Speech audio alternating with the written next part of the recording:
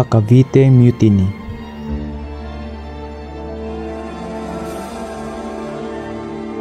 The Cavite Mutiny was an uprising of Filipino military personnel of Fort San Felipe. Fort San Felipe is a military fortress in Cavite City, in the province of Cavite, Philippines. It was constructed by the Spanish military in 1609 in the first port town of Cavite, the historic core of the present and larger Cavite City for its protection.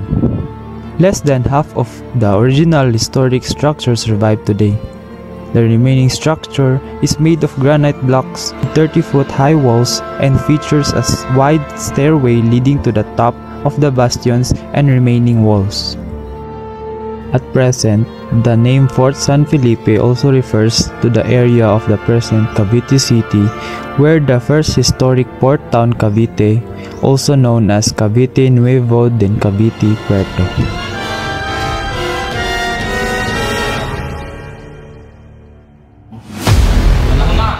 Upang tapusin ang pangalipusta ng mga dayuhang yan sa udyat ng kanyon.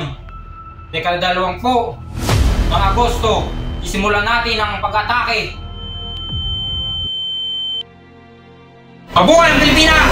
Mabuhay! Mabuhay ang Pilipinas! Mabuhay!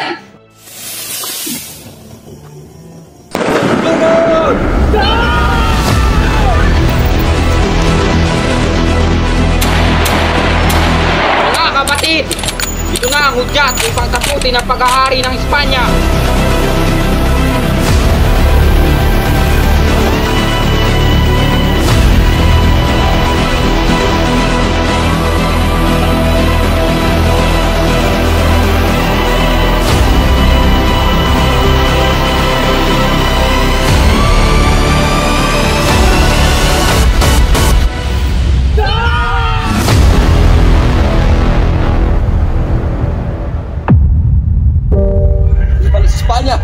¡Viva los España!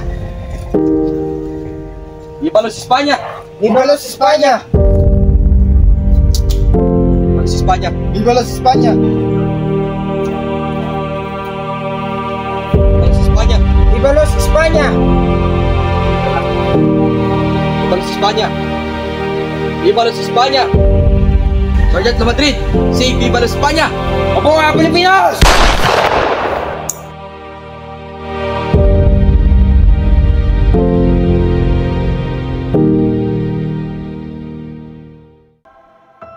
Mariano Gomez, Jose Burgos, Jacinto Zamora, you are all sentenced to death by garrote execution. Ano? Hindi tama ito! Wala kami kasalanan!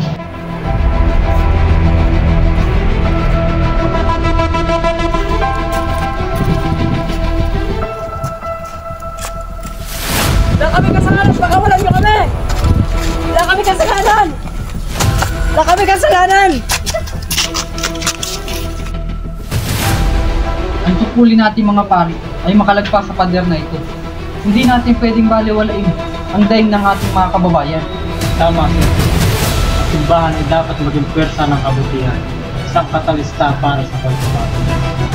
Ang ating aral ay dapat magsalamin ng kahalagahan at katarungan kung tayo ay mananatiling tahimik. Ito ay taliwas sa ating pinaglalaban. Mga padre, nagtataka kami araw at gabi. Ngunit hindi pa rin sapat ang kinikita namin. Nagpipilitin pa kami magtrabaho tungkol yung serbisyo. Hindi na tama ito. Oo nga, hindi na tama ito.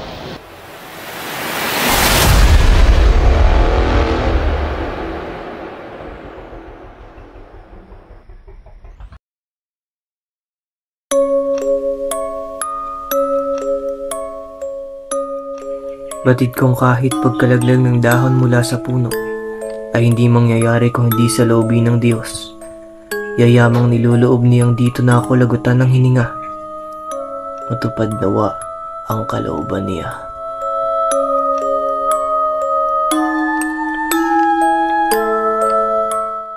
Wala ba talagang hustisya sa mundong ito?